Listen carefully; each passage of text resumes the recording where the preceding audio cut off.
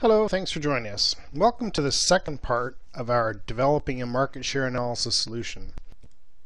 This proposed solution was inspired by a client who wanted to be able to track market share, not just a win-loss ratio. Specifically, he was interested in tracking the performances of his estimators against competitors, also tracking competitors' bidding practices, but one of the things he was really very interested in was bids and projects that he didn't participate in. In other words, for some reason his team just wasn't invited to bid. We thought it was a great opportunity to showcase and highlight the power and flexibility of the Maestro solution. Specifically, this allows us to provide custom designed solutions for customers' problems, but without needing any sort of program. So in part one, we assumed that all the quotations and estimates we would need to use for analysis would be in the Maestro system already via the Maestro quotation estimating module. In this system, we're going to assume that we've just got access to the job information. In other words, all the jobs and projects that we want are already in Maestro. And we're going to create a custom user-defined table. That's one of the interesting features of Maestro, is this ability to create custom tables. And we're going to use this custom table to record the lost bids. We'll then create our custom report and use the pivotal cube to analyze the data as well. This is a unique feature of the Maestro listing service and reporting tools in that we can actually extract information using the raw power of SQL. So let's get started. Our first step is we'll go to our menu called Maintenance, and we'll go to the File menu.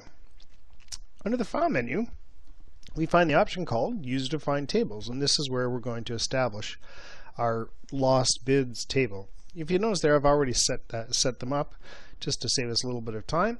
Let's go and look at the definition. In the user interface screen, you notice I have two tables set up here. Let's look at lost tables first. So as we're defining tables, it allows us to create as many fields as we want on this table. So I've created seven fields here, given them field names that make sense to describe the information that's in them. If you notice this field called bid date under our field type column, there's numerous types of predefined data types that we can select from here. This is a great feature because it means we can actually store the actual information, not just text fields, which means that our calculations and analysis becomes real and meaningful. Over here we can actually create descriptions of those fields, and these descriptions are what will be displayed on our screen. This is a very unique field. If you notice, it's got a entry here in the source file. This means that the contractor field is going to actually be a lookup to our contact management system. We're not just creating a file, we're actually integrating this lost bids table into the primary system. Now I've chose the contact management system, but if I wanted to, I could connect it to the customer table or the supplier table. But the contact management system is a great place where we can store information about our competitors if we want to. Same thing with the status field. I've created a status table that allows us to store some consistent information about whether or not we lost the bid to a competitive bid or whether it was just a non-participation or a no bid situation. So that's how we describe our table. Once we actually save it using this button up here and we exit out, Maestro automatically creates an input screen for us. So once we select it, we can see here's our input screen that was automatically created, and even to the point where things like we've got a lookup window that's created here for us, so we can pick a record here and it shows us the information about that specific record. When I select this field called contractor, it knows that this field is actually a lookup field for the contact management system, so it shows me who the bidder was. And the same thing with our status field, it shows me what the status was as well. So that's how we set it up. Once we've set the information up, so it's you notice this is a very summary table. We're not trying to track a lot of information, although we could expand this quite easily if we wanted to. Once we've entered some information, we can also now set up our pivotal cube. To do that, we need to get to the listing service, and the listing service is available from every Maestro screen. It's up here connected to the printer, and if you notice this arrow drop down box, I can open this up, brings me down to the generator, and it opens up our report generator input screen. Now, in a normal screen, it will show me the values here, and I can just double click on these column values, and it brings the information over to this area over here.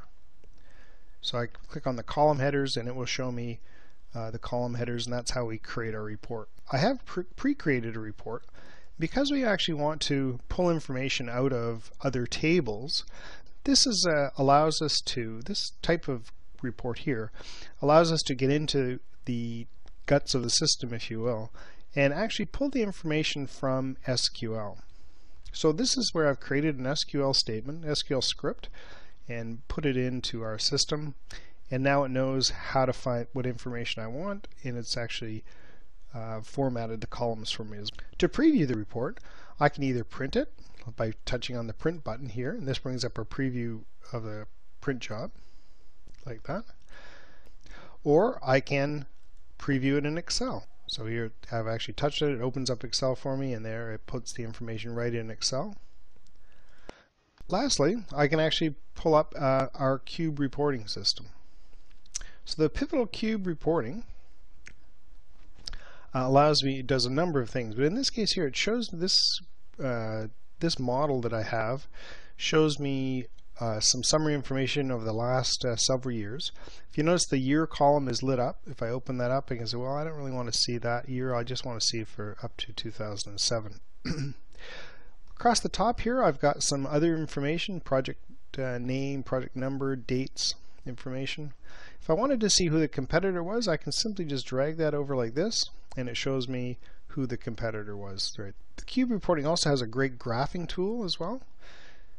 To use the graphing, I simply need to touch this graph there. It brings up the graph, and if I want to, I can change the style of the graph to, let's say it's a pie chart for this, and it shows me the pie chart with the legend over here highlighting the different items. And from there I can export to Excel as well if I want to. So that's how we set it up. Again, the advantage of this is it gives us the instant information. If I wanted to double click here and get down to see the actual detail, I simply need to double click here on this column, and it would show me the actual detail for those two. As you can see there, I've got two jobs. If I wanted to see it for there, I just need to summarize. I can double click and it takes me down to all of the different items that we won.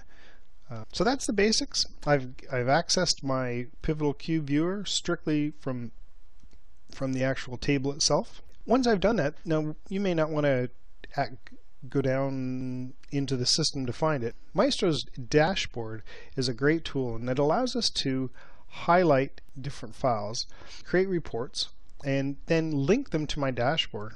So here, if I touch dashboard, I've taken that cube report and I've connected it to a dashboard here. Dashboards are these different tabs, and I can create as many of these tabs as I want, and then they're just always available here. I touch it, it goes off and runs them. I could actually do project inquiries through the dashboard as well.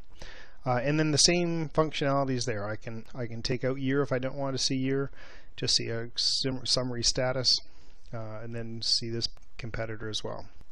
So that gives you a kind of a nice overview of that feature. The pivotal view reporting can be extremely valuable for a company in that it gives us that flexibility in pulling together the information that a manager or an executive wants to see.